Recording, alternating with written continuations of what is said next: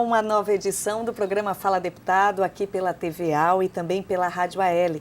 Todas as informações do Parlamento Catarinense na nossa programação e também na nossa página na internet. Hoje eu vou conversar com o deputado estadual Serafim Venzon, do PSDB, que é presidente da Comissão em Defesa da Criança e do Adolescente e que também é médico, trabalha na área de urologia e apresentou uma indicação encaminhada à presidente Dilma Rousseff que trata de uma sugestão de um novo modelo para o SUS. É isso, deputado? Na verdade, o senhor fez alguns apontamentos. Obrigada por ter vindo ao nosso programa. Muito obrigado, Suelen. Meu abraço a todos os nossos telespectadores. Na verdade, todos nós assistimos nessa semana às inserções que a presidente Dilma fez para todo o Brasil. E nós vimos lá que ela quer atacar principalmente cinco grandes áreas, cinco grandes pactos. A questão fiscal, para combater a inflação, a reforma política, que é muito importante e que existem inúmeras, centenas, milhares de projetos na Câmara. Certo. Ela não precisa se preocupar em querer convocar muito plebiscito, convocar muita constituinte, porque já existem lá vários projetos que estão... Basta deixar andar os projetos, porque os projetos na Câmara Federal, eles andam conforme quer a presidência. Então, a reforma política foi o segundo item, o terceiro item foi a saúde, que nós vamos abordar aqui, o transporte coletivo e a questão da educação. Então, para colaborar com a presidente Dilma, que eu sei que ela quer mudar, eu já tive aqui audiências com o secretário da Saúde, com o governador do estado, Raimundo Colombo. Eu já passei para ele quais são as causas básicas que acaba colocando muita gente na fila, mas não são resolvidos os problemas deles. O paciente é atendido no posto de saúde ou é atendido na emergência do hospital. Aqueles que na emergência seguem para o tratamento já internados, naturalmente aí resolve, né? Mas aqueles que voltam para o ambulatório acabam entrando numa fila longuíssima. Em Santa Catarina tem uma fila de 200 mil pessoas. Seriam 200 quilômetros de gente se nós colocássemos a fila que o SUS tem aqui em Santa Catarina. E por isso eu fiz uma indicação aqui para a Assembleia, teve a aprovação de todos os parlamentares, foi unânime, e essa indicação sugere pelo menos 5 a 6 alterações que a presidente Dilma poderá fazer. Fiz questão de que isso não fosse encaminhado apenas ao ministro da Saúde, porque o ministro também é um funcionário da presidência, da presidenta, e que por si só, seguramente, ele não vai ter força para vencer a estrutura burocrática, a estrutura de pessoal que existe dentro do Ministério e que defende aquela estrutura que está ali. A atual hoje. A atual. E por isso, então, que indicamos, primeiro, uma alteração da gestão do SUS. Essa alteração do SUS compreende, primeiro, a gestão plena, que em Santa Catarina existem 25 municípios regionais, que apesar de serem só 25 municípios, em Santa Catarina tem 293, dá a impressão, bom, é um percentual pequeno. Mas não, ela corresponde a 70% do atendimento, porque são municípios regionais. Certo. Blumenau, por exemplo, atende, é gestão plena, atende Blumenau e o entorno. Itajaí, atende Itajaí e o entorno, Brusque, Chapecó, Joaçaba, Criciúma, e assim vai. E São Bento do Sul, então em 25 cidades onde tem gestão plena. Ora, essa gestão plena, o município recebe todo mês um valor que corresponde a um número provável de internações que ele terá. Assim, por exemplo, um município tipo Brusque, para citar um exemplo, recebe por mês R$500 mil, que corresponde a 650 internações, sendo que cada internação corresponde também a R$600. Então, 600 vezes 650 quem está fazendo a conta, dá mais ou menos 500 mil reais. Acontece que a demanda, a necessidade é muito maior. O Hospital Azambuja, que é o hospital, no caso de Brusque, mas isso acontece em todos os hospitais também, elas estão com 1.800 AIHs paradas. Então, precisa rever essa questão da gestão plena, porque a gestão é plena, mas ela impõe um limite financeiro. E esse limite o impede de fazer qualquer coisa. E daí não dá para ter uma gestão plena efetivamente. Não dá para efetivamente, é plena, né, só no nome. É só no nome. O credenciamento dos hospitais de alta e média complexidade, que a hospital que tem alta complexidade, o mesmo procedimento que ele faria pela média, vale o dobro. O dobro é só 1.200.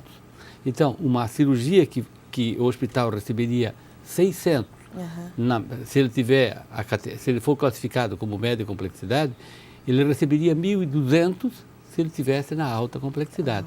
600 na média, pelo mesmo procedimento.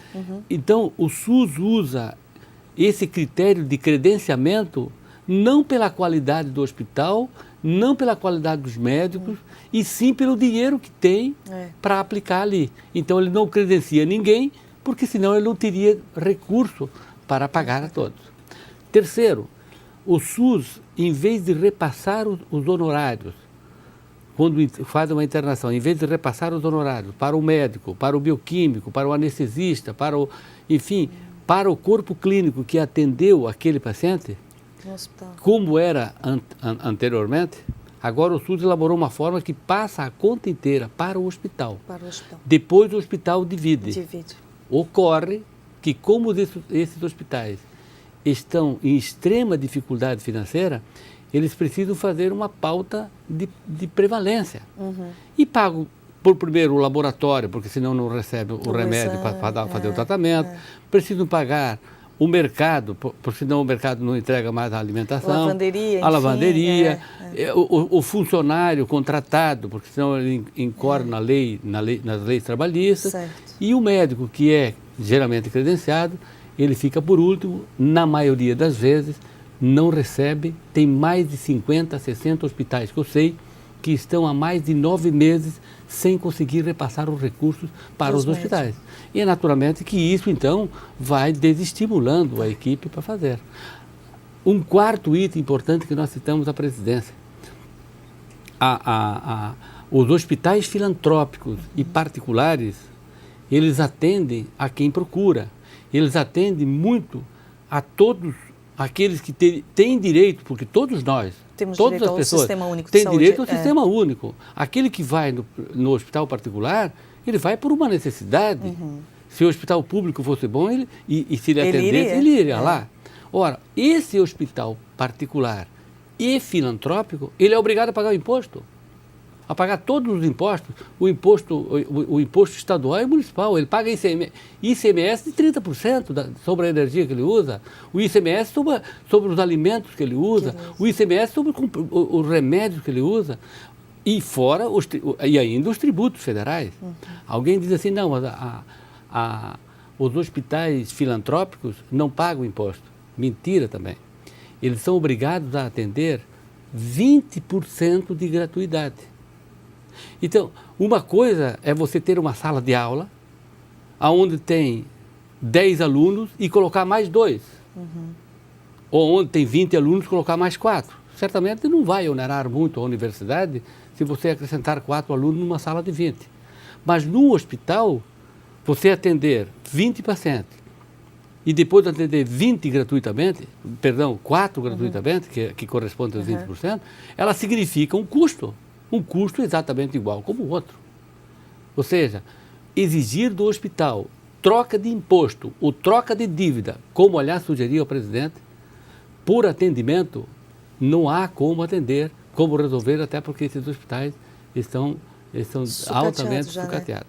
Então nós achamos que se a presidente acatar essas sugestões, alterar esses fatores, seguramente dos 380 mil médicos que temos no Brasil, aonde se formam 18 mil por ano, seguramente se liberar, se ela destrancar essas travas do SUS, vai sobrar médico brasileiro para atender pelo sistema.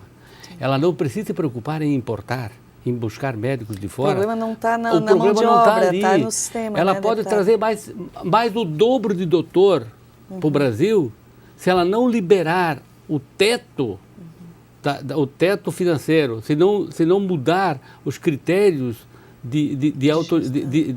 os critérios de credenciamento, se não alterar o tributo sobre o hospital, se não alterar a forma de pagamento, seguramente continuará dessa maneira. Além do que, o custo, o que é repassado aos hospitais, não passa de 30% do custo real. Ou seja, o valor que é pago para o hospital hoje teria que ser multiplicado por 3 para deixar mais ou menos viável a vida financeira de todos os hospitais filantrópicos do Brasil, principalmente aqueles que não têm a alta complexidade, como eu falei, porque eles recebem o valor pela metade. A gente está conversando com o deputado Serafim Venzon sobre a questão da saúde. O deputado conhece bem essa realidade, uma vez que ele também é médico, mas ele também é presidente da Comissão de Defesa das Crianças e dos Adolescentes aqui da Assembleia Legislativa de Santa Catarina. E há a intenção de se produzir futuramente, acho que agora no mês de julho, uma audiência pública para tratar da situação dos conselhos tutelares. É isso mesmo, deputado Serafim? Sim, exatamente.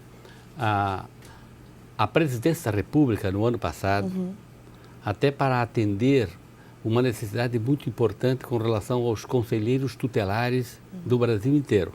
Conselheiro tutelar ainda é uma atividade marginalizada nas prefeituras. Existem prefeituras que têm 5 conselheiros, que têm 2, que têm 3, tem aquele que tem 1, tem alguns que pagam um salário mínimo, 2 salários mínimos. Geralmente esses conselheiros não têm nenhum direito trabalhista. O tempo tem uma eleição, é de 3 em 3 anos, mas um município faz a eleição num mês, no ano, o outro município faz no outro. Não existe uma regra geral, digamos assim, uma data fixa para a eleição de todos. Então, a Presidência da República, no ano passado, através da Lei 12.696, elaborou a seguinte lei, que a partir de 2015, um ano depois, sempre um ano depois da eleição presidencial. Então, a partir de 2015, todas as eleições serão sempre no primeiro domingo de outubro do ano subsequente à eleição presidencial ou à eleição estadual. Que o mandato será de 4 anos, que os conselheiros tutelares terão os mesmos direitos que os funcionários públicos contratados, apenas mudando a forma de entrada no serviço, que é pela eleição, como acontece. Então, isso vai valer a partir de 2015. Certo. Então, as prefeituras... tem prefeitura que encerra o mandato dos atuais conselheiros, alguns encerram esse ano, outros encerram o ano que vem, e por isso eles teriam que buscar uma eleição, fazer uma eleição até o 2015.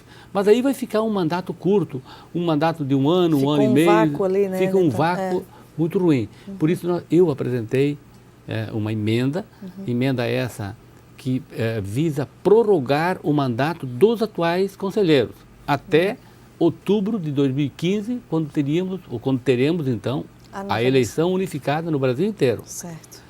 A deputada Ana Paula Lima é a relatora desse projeto. Ela sugeriu uma audiência pública. Essa audiência pública está marcada para dia 1º de julho, segunda-feira. Então, quero intimar aqui, através da nossa audiência, todos os conselheiros tutelares para virem participar dessa audiência pública que visa prorrogar o mandato, que visa analisar o projeto de lei que prorroga o mandato dos atuais conselheiros de agora até 2015. Aqueles que já fizeram a eleição vai interromper em 2015. Os que não fizeram ainda, sendo o projeto aprovado, será então prorrogado. E se os conselheiros vierem, poderão... aqui na Assembleia mesmo, aqui deputado, na Assembleia, em Florianópolis, às 14 horas. Aqui na sede da Assembleia Legislativa, em Florianópolis, às 14 horas. Fica o convite, então, né, deputado? Muito obrigada pela sua presença aqui no programa Fala Deputado. Volte à TVA, à Rádio AL, sempre que desejar. Muito obrigado, Sueli. Um abraço a todos os nossos espectadores. Nós conversamos com o deputado estadual Serafim Venzon, do PSDB, que falou sobre a questão do Sistema Único de Saúde e também falou sobre a audiência pública sobre os conselheiros tutelares, que vai acontecer na sede da Assembleia Legislativa em Florianópolis no dia 1º de julho. Para você, um grande abraço e continue acompanhando a TVA.